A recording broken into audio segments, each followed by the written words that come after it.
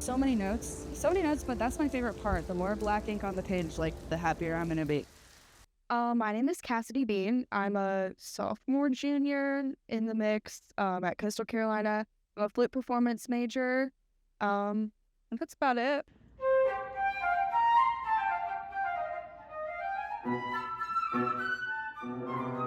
And the solo piece that I played is a very intimidating piece. It's a long one. There's 3 long movements, all very challenging, lots of notes, lots of fast stuff. But I've been working on it for so long, and I think this week it finally clicked for me. So when I was able to do that performance, it felt really good. That was like one of a handful of performances that I feel good about, just as a perfectionist. It was good to hear like what she's talking about and how it's definitely more achievable to get pieces commissioned for yourself and others if you collaborate with your peers. But getting to collaborate with a composer on what they've written really helps you channel your own expression, because if you're taking too many creative liberties with it, they'll catch you right then and there with it. They'll be like, hey, that's not it. Which I learned I wasn't taking enough with that piece specifically, so I need to be more aggressive. When we premiered this piece, Cobus and I played this piece many times together. And there were times, once when there was 5 people in the audience. One of them had a big MAGA hat on, and I think he was only there because he needed to take a nap. But the other 4 people were pretty engaged.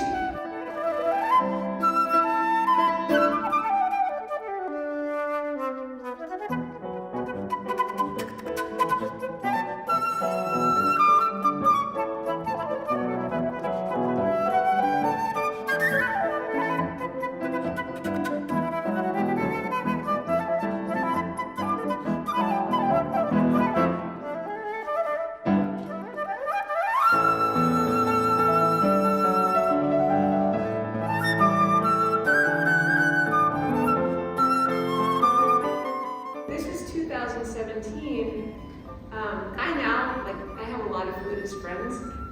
And my stuff is getting played a fair amount in the flute world, but in 2017 at that concert, nobody had any idea who I was. And there were probably, we had a Sunday morning concert that was all women composers, but it had about 10 people in the audience for the world premiere of Court Dances. And, you know, but it was because, and then we just kept performing it, and then enough people started hearing it, and there was a lot of co-commissioners, and it started getting out there. So like, don't be discouraged when there's only like a handful of people in the audience also. You just have to get out there and perform whatever you're doing, and you have no idea.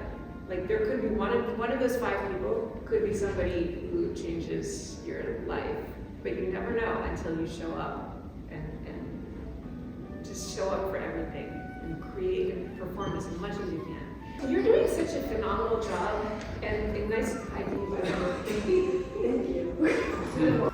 I know, like, I wonder if you can get more percussiveness throughout. Even when there aren't accents written, there's a lot of gestures that are like,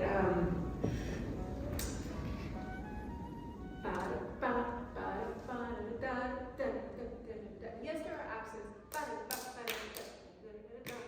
The Representatoire project is the name of the project. I know people struggle to pronounce this, but it's a play on 2 words really, representation and repertoire, which is the music that we commonly study and perform, especially in college studios, to be considered valid as musicians today.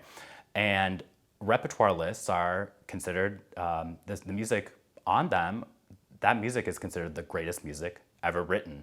But there are also problems with these repertoire lists. They reflect our biases as a society, and certain demographics are excluded from these repertoire lists. My name is Eric Schultz. I am assistant professor of clarinet here at Coastal Carolina University, where I've been teaching since 2020. And I also serve as the director of the Center for Inclusive Excellence. Starting in my current position in August of 2020, remember that's the height of the pandemic. And coming out of all of these socio-political movements at that time, thinking about George Floyd, Me Too. I'm hearing from my students, starting at teaching at Coastal Carolina University, my students who are realizing, I've never played music by a woman, or I've never played music by a person of color, or all kinds of identities that are just not reflected on traditional college repertoire lists. And I thought, oh my gosh, what a reasonable request to play one piece by somebody whose identity resembles your own, right?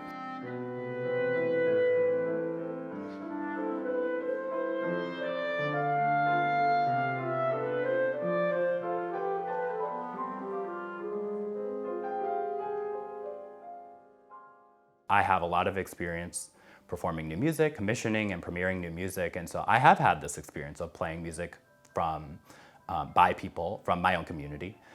One particularly memorable experience for me was playing John Corigliano's First Symphony with the Chelsea Symphony in New York City. This was for World Pride in 2019. It was the first time World Pride was in the US. It was the 50th anniversary of Stonewall, and I believe it was the largest LGBT gathering in world history. It's about Corigliano's friends he had lost to the AIDS crisis, and his friends he knew he was going to lose. So without going further into that, it was a very memorable experience for me as a queer person. Again, I'm hearing from my students in 2020, I've never played music by a woman. I've never played music by a person of color, and I thought, oh my gosh, we have to do something about this. And I realized this is something I can contribute to, this conversation. And I felt the energy from my studio that wanted to do something about this, right? Which is really something a teacher dreams about, something that their studio is energetic about.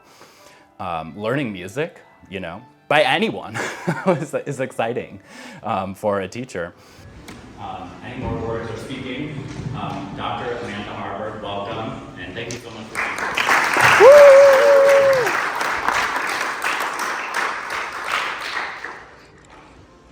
here. Take it from here. Team picture. Is that good for you? Do you want to sit up here?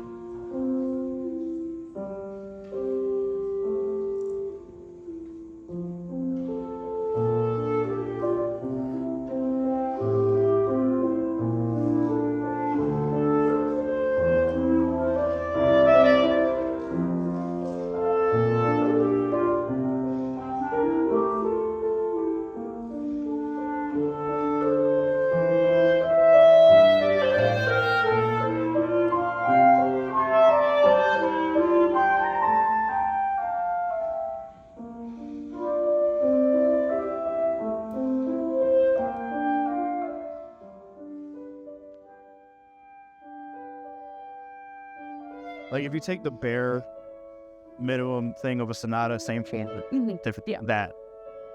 But it's the periods they come from is then what tells the story, which then I try to find, I guess, the story like we're trying to say in something that like comes from a certain place. So like I had like the same like overarching thing of like life and what it means, and like the story of how like something starts and then you reach the end and it kind of ends the same way with Sensat. And with the Harberg Sonata is the same way with that first movement. The whole first is like a whole massive chapter in itself, as the whole forward move is, where it starts and ends the same way. And you have all these like conflicting thoughts, and then you have all like these chilled out thoughts, and then you, boom, you're like screaming a note.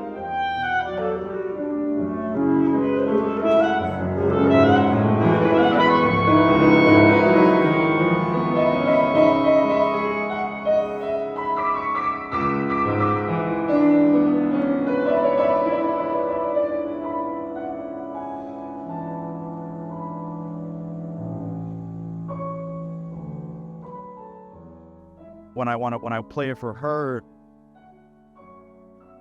I want it to be like a conversation with her, like with her music, and not only her, but the people that are in the room, every team member. So I guess I just want this to be like a massive conversation of people, because that's, I guess, what I interpret it, what listening to everything and like reading up about it, it like stands for. The Amanda Harberg project started with my student Hailey Cornell, and who is now a master's in musicology student at Illinois, and is working on this project. So the Amanda Harberg project started when Hailey realized that they had never played a piece of music by a woman.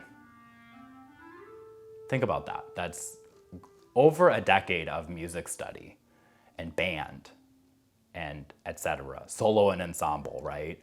And had never played a piece by a woman. And so we went out on a search, and Hailey found this great sonata, clarinet sonata by a composer, Amanda Harberg. And we just studied the piece, and it's an amazing piece. And then I went on to perform the piece with her.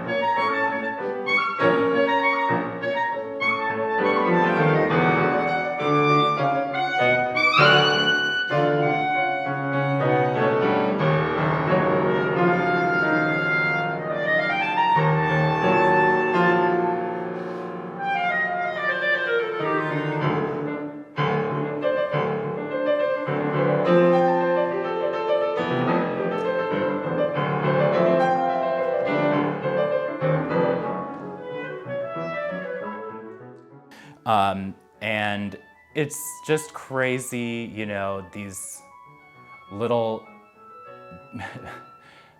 you know, these composers just start in such a small way that just expand. And then, you know, next thing you know, the composers here at Coastal Carolina University and working with my studio, and my studio spent the whole year learning her music and performing her music. And, you know, I got to commission and premiere work with her, and it's just crazy. I think the way Amanda put it, when you create something, you have no idea the ripple effects that can have. And I think that was so powerful, because Amanda, not, you know, besides being an outstanding composer, is really an advocate for this kind of project-centric approach to music making and creation. And I think it's important to listen to those people who are successful in that right now, because it's hard as a musician right now if you're going with the old model, right? To be an orchestra musician, to get a tenure track job, right? It's not, those jobs just aren't there anymore. And but that doesn't mean that we can't create beautiful art, and we can't create beautiful music, and we can't compose. There's no limit to how many people can compose, can perform, and that's the law of abundance. That's the guiding principle of everything we're doing with this project, is that if we bring more people into this country club that we call music, the entire creative ecosystem just expands, and it will continue to expand, and nobody loses from that. Everyone benefits from a larger, creative, positive, beautiful, artistic ecosystem.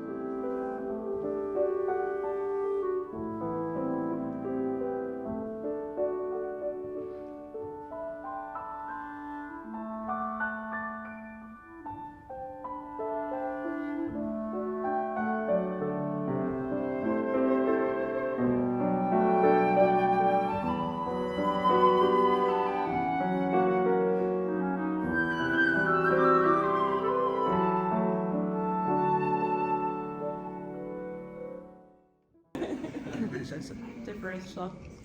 Thank you, Eric. It's so wonderful to be here. I'm very honored to be the Composer of the Year for the Representatoire project. I love this project, the way that it encourages people to imagine possibilities and then make those possibilities into reality. That's what this project does. And I'm just so excited to be the second Composer of the Year for that. And that tonight we're going to be performing a world premiere that I composed for Eric Schultz, as well as other pieces that I've written. So that wouldn't have happened, this world premiere, this new work that I created, without this vision of this project and without the generous funding of the Edwards School and of Coastal Carolina University. It's been a joy to work with the students and with my new collaborators and friends here.